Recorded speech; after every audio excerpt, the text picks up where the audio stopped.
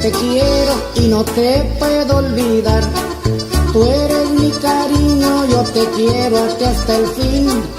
Open up your heart and let my love come in. Open up your heart and let my love come in. Open up your heart and let my love begin. Open up your heart and let my love come in. Open up your heart and let my love begin. Oh darling, if you love me just like the way I do, please forgive me darling, say you love me too. Tú eres mi cariño, yo te quiero hasta el fin. Open up your heart and let my love come in.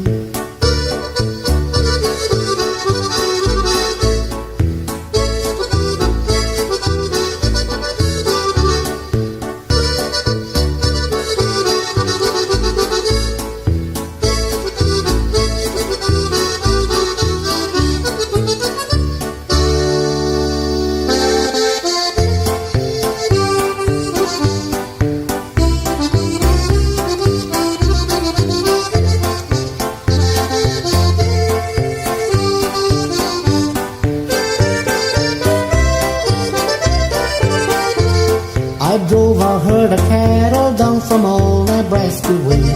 That's how I got to be in the state of Iowa. I met a gal in Iowa, her eyes were big and blue. I asked her what her name was, she said Sioux City Sue. Sioux City Sue, Sioux City Sue. Your hair is red, your eyes are blue. I'd swap my horse and dog for you. Sioux City Sue, Sioux City Sue.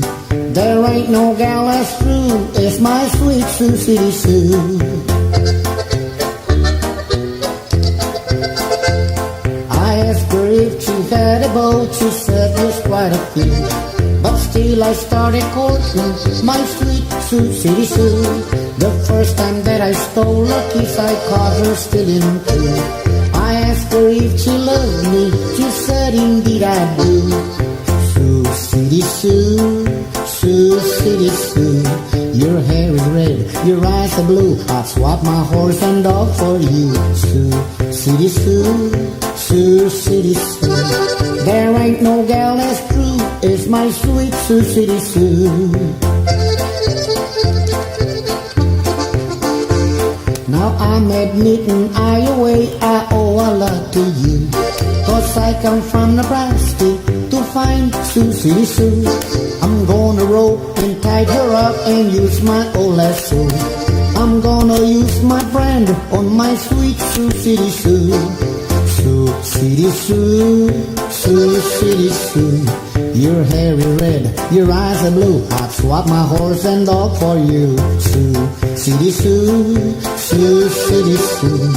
There ain't no gal as true as my sweet Sioux City Sue.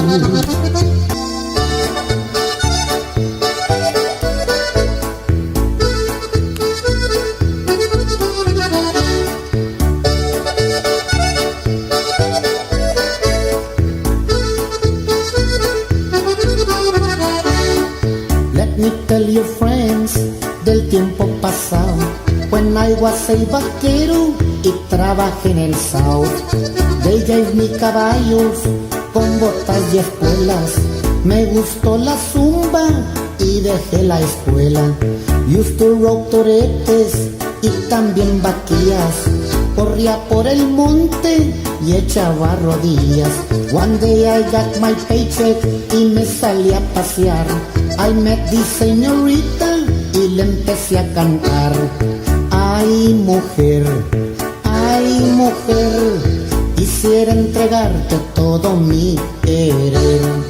Ay mujer, quisiera entregarte todo mi querer.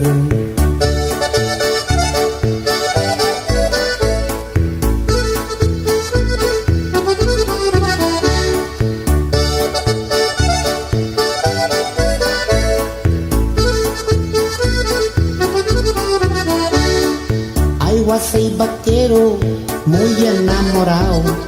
Culpa de esa darling, fui desocupado. El patrón decía, ¿qué te pasa, Pancho? Si no te compones, te me vas del rancho. Ay, mujer, yo ya te he entregado todo mi querer. Ay, mujer, no tengo trabajo, ¿qué vamos a hacer?